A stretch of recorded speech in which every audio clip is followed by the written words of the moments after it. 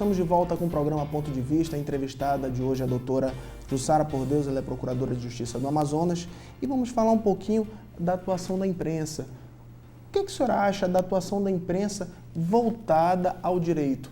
Ainda há uma necessidade de uma especialização, como por exemplo, o comentarista econômico, o comentarista político? Está faltando ainda o comentário daquele especialista em direito tributário, direito financeiro, direito do trabalho, direito do consumidor e por aí vai? Olha, a gente vê que os comentários feitos por quem é especialista são muito mais bem feitos.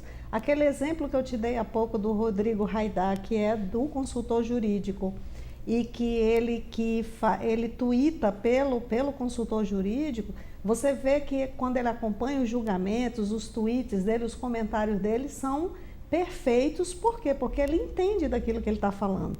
Então é bastante complicado uma pessoa que não entende, né, de direito, ou não entende até mesmo do órgão a quem está assessorando, a quem está falando, falar sobre aquele assunto. Sente um pouco de dificuldade, que com a experiência obviamente vai vencer, né? Mas isso, se a pessoa fosse especializada, ela acho que teria mais qualidade o comentário que ela faz.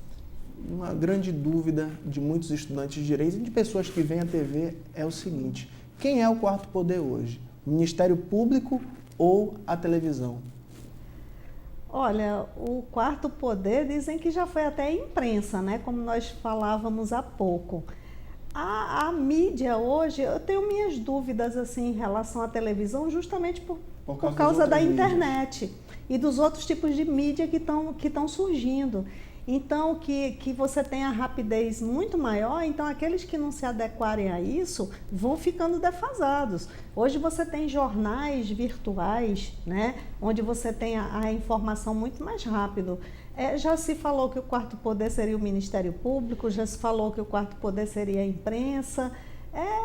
Eu acho que hoje está bem dividido, né? É bem dividido, mas eu acho que a mídia ainda está ganhando. Mas eu diria não a televisão, a mídia de um modo geral, incluindo a internet. Falando um pouquinho de taxa de lixo, a senhora chegou a pedir a inconstitucionalidade da taxa de lixo. Quais foram os fundamentos que muita gente que está em casa não sabe do que aconteceu?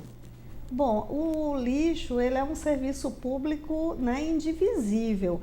A forma como ele é cobrado, você não tinha como mensurar o que cada um estava gastando do serviço, né? Porque, na verdade, a taxa ela é uma contraprestação daquilo que você está gastando. No caso, que é diferente da luz, que você tem um medidor lá, você sabe, é diferente da água, que também tem um medidor, você sabe. Então, aqui no Amazonas, não existe a pesagem de lixo, você pesar o quanto de lixo você está colocando. Tanto que é engraçado que quando saiu a lei, mesmo antes de eu fazer esse estudo e fazer a representação pela inconstitucionalidade, que o procurador-geral acatou e fez perante o tribunal, eu já fiquei preocupada. Eu digo, eu já não vou mais comprar daquelas PETs grandes, né? Vamos refazer agora aqui, ver como é que a gente vai comprar, evitar, né, uma grande quantidade de lixo já, que seria levado em consideração o volume, etc. E da forma que estava mensurado, aquilo não podia ser pago por meio de taxa, né? Que é do imposto chamado taxa. Então, nós fizemos o estudo e o Procurador-Geral acatou e acabou arguindo a inconstitucionalidade da lei, e o Tribunal de Justiça acabou dando a liminar e suspendendo, né, a aplicabilidade da lei. Falando um pouquinho da subprocuradoria do MPE que a senhora deixou, na verdade, como é que ocorreu e por que ocorreu essa saída dessa subprocuradoria? Olha, já fui até procurada pela imprensa em relação a isso e na época realmente eu não quis comentar os motivos pelos quais, mas houve alguns, digamos, desentendimentos técnicos que tornaram assim um pouco complicada a relação de trabalho. E justamente na matéria em que eu sou especialista, que é direito administrativo, eu sou muito criteriosa, eu pesquiso muito, eu estudo muito antes de tomar qualquer atitude e fazer qualquer coisa. Então, você vir ser questionada numa coisa que você está tranquila, que você tem certeza, que você sabe que você está certa, e aí criou uma certa incompatibilidade realmente. Mas isso não significa que eu não vá continuar somando, que eu não vá continuar ajudando como eu sempre ajudei, porque eu trabalho para o Ministério Público, eu não trabalho para pessoas.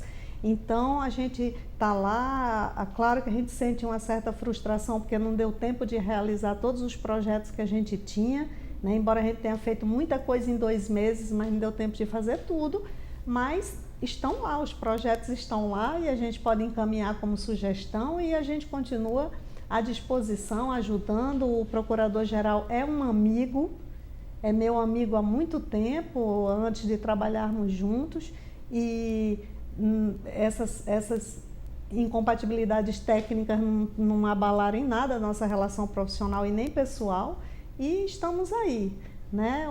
Eu visto realmente a camisa do Ministério Público, sou muito dedicada, aliás, eu sou dedicada em tudo que eu faço, e estamos aí para somar com o órgão e para somar com a população.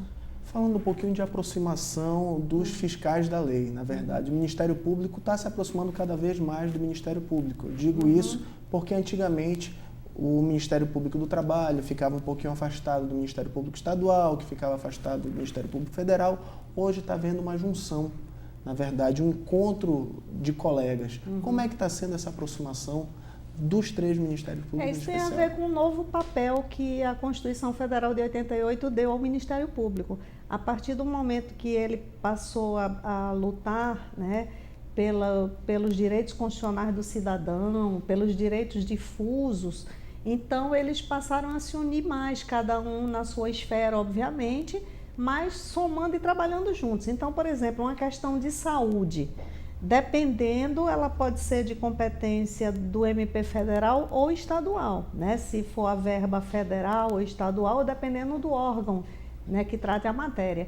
Mas muitas dessas questões, elas são tratadas em conjunto, né? Porque às vezes nós escolhemos a prova ou nós temos um pouco de conhecimento ou vice-versa e acaba somando, né? E a gente trabalhando junto nessas questões. Doutora Jussara Por Deus, muito obrigado pela entrevista de hoje. E se você quiser seguir o nosso programa, você pode me mandar um e-mail através do endereço eletrônico que está aqui embaixo, ou nos seguir no Twitter através do endereço eletrônico que está aqui. Termino agora com a voz de Chico da Silva. Um abraço e até amanhã.